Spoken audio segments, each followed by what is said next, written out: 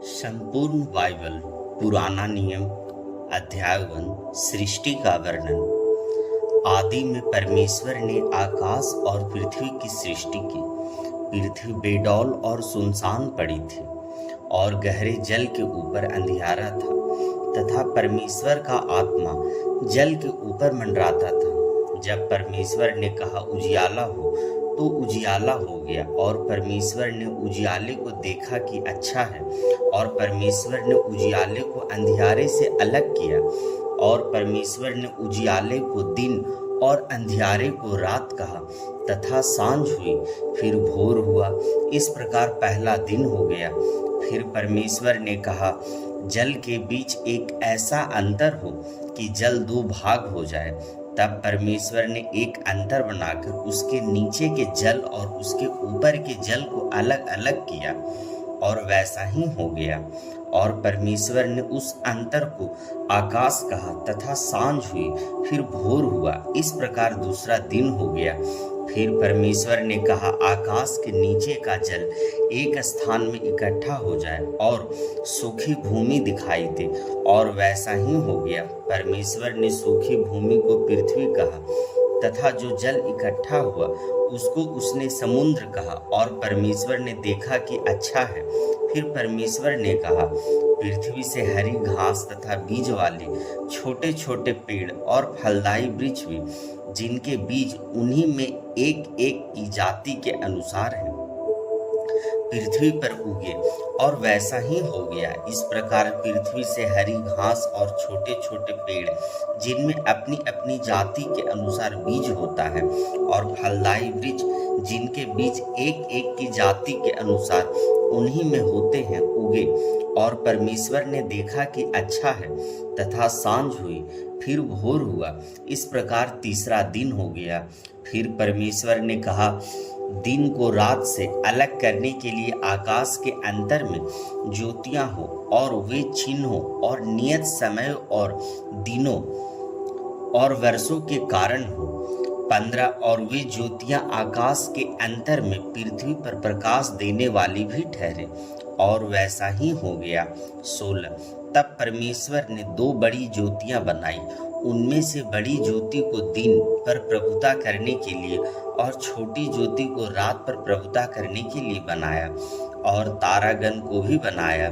17 परमेश्वर ने उनको आकाश के अंतर में इसलिए रखा कि वे पृथ्वी पर प्रकाश दे। 18 तथा दिन और रात पर प्रभुता करे और उजियाले को अंधियारे से अलग करे। और परमेश्वर ने देखा कि अच्छा है। तथा सांझ हुई, फिर भोर हुआ। इस प्रकार चौथा दिन हो गया। फिर परमेश्वर ने कहा जल जीवित प्राणियों से बहुत ही भर जाए, और पक्षी पृथ्वी के ऊपर आकाश के अंतर में उड़े। इसलिए परमेश्वर ने जाति जाति के बड़े बड़े जल जंतुओं की और उन सब जीवित प्राणियों की भी सृष्टि की जो चलते फिरते हैं, जिनसे जल बहुत ही भर गया, और एक एक जाति के उड़ने वाले पक्षियों की भी सृष्टि की। और परमेश्वर ने देखा कि अच्छा है। और परमेश्वर ने यह कह के उनको आशीष दी फूलो फलो और समुद्र के जल में भर जाओ, और पक्षी पृथ्वी पर बढ़े। तथा सांझ हुई, फिर भोर हुआ। इस प्रकार 5वां दिन हो गया।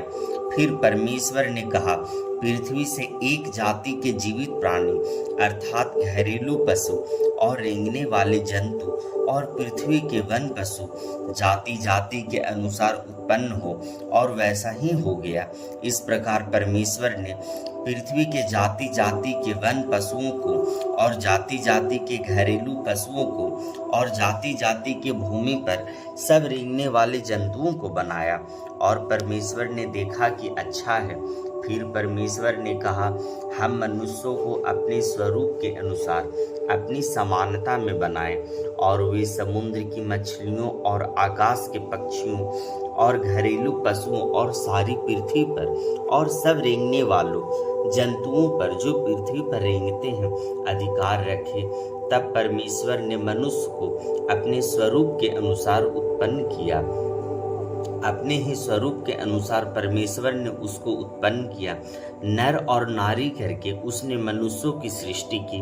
और परमेश्वर ने उनको आशीष दी और उनसे कहा, फूलो फलो और पृथ्वी में भर जाओ और उसको अपने वंश में कर लो, और समुद्र की मछलियों तथा आकाश के पक्षियों और पृथ्वी पर रेंगने वाले सब जंतुओं पर अधिकार रखो।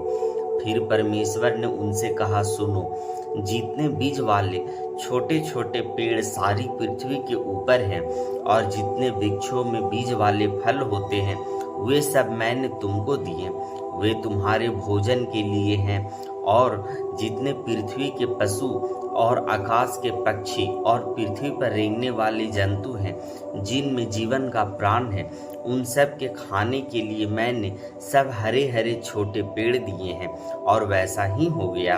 तब परमेश्वर ने जो कुछ बनाया था सबको देखा, तो क्या देखा कि वह बहुत ही अच्छा है। तथा सांझ हुई, फिर भोर हुआ, इस प्रकार छठवां दिन हो गया। दूसरा, यूं आकाश और पृथ्वी और उनकी सारी सेना का बनाना समाप्त हो गया। और परमेश्वर ने अपना काम जिसे वह करता था 7वें दिन समाप्त किया। और उसने अपने किए हुए सारे काम से 7वें दिन विश्राम किया। और परमेश्वर ने 7वें दिन को आशीष दी और पवित्र ठहराया, क्योंकि उसमें उसने सृष्टि की रचना के अपने सारे काम से विश्वास लिया। मनुष्य की उत्पत्ति।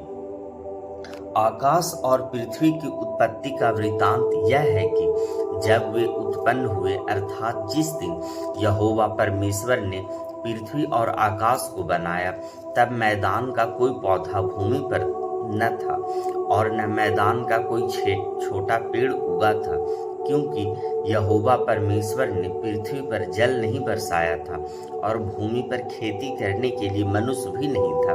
तो भी कोहरा पृथ्वी से उठता था, जिससे सारी भूमि सींच जाती थी। तब यहोवा परमेश्वर ने आदम को भूमि की मिट्टी से रचा और उसके नथनों में जीवन का श्वास फूंक दिया और आदम जीवित प्राणी बन गया। और यहोवा परमेश्वर ने पूर्व की ओर अदन में एक वाटिका लगाई और वहां आदम को जिसने उसने रचा था रख दिया। और यहोवा परमेश्वर ने भूमि से सब भांति के वृक्ष जो देखने में मनोहर और जिनके फल खाने में अच्छे हैं उगाए, और वाटिका के बीच में जीवन के वृक्ष को और भले या बुरे के ज्ञान के वृक्ष को भी लगाया। उस वाटिका को सींचने के लिए एक महानदी अदन से निकली, वहां से आगे बहकर चारों धाराओं में बट गई। पहली धारा का नाम पीसोन है, वह यही है जो हवीला नाम के सारे देश को, जहाँ सोना मिलता है, घेरे हुए हैं। उस देश का सोना चोखा होता है, वहाँ मोती और सुलेमानी पत्थर भी मिलते हैं। दूसरी नदी का नाम गिहोन है, यह वही है जो कूश के सारे देश को घेरे हुए है। और तीसरी नदी का नाम हिदेकेल है, यह वही है जो असुर नदी का नाम, जो असुर के पूर्व की ओर बहती है। और चौथी नदी का नाम फरात है।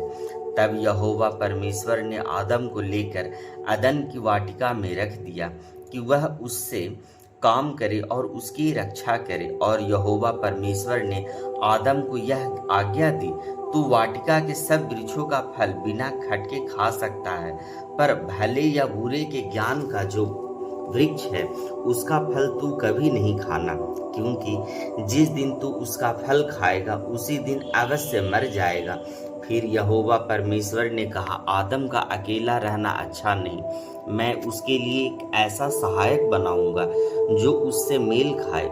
और यहोवा परमेश्वर भूमि में से सब जाति के बनेल पशुओं और आकाश के सब भांति पक्षियों को रचकर आदम के पास ले आया कि देखे कि वह उनका क्या क्या नाम रखता है। और जिस जिस जीवित प्राणी का जो जो नाम आदम ने रखा वही उसका नाम हो गया। अतः आदम ने सब जाति के घरेलू पशुओं और आकाश के पक्षियों के और सब जाति के बनेल पशुओं के नाम रखे, परंतु आदम के लिए ऐसा कोई सहायक न मिला जो उससे मेल खा सके।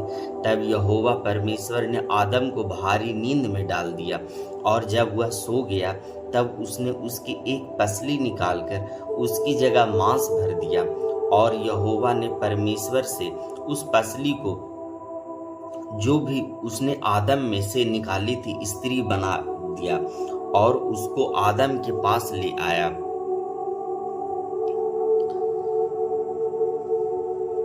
तब आदम ने कहा, यह मेरी हड्डियों में की हड्डी और मेरे मांस में का मांस है, इसलिए इसका नाम नारी होगा, क्योंकि यह नर में से निकली गई है। इस कारण पुरुष अपने माता पिता को छोड़कर अपनी पत्नी से मिला रहेगा और वे एक ही तन बने रहेंगे। आदम और उसकी पत्नी दोनों नंगे थे पर लजाते न थे।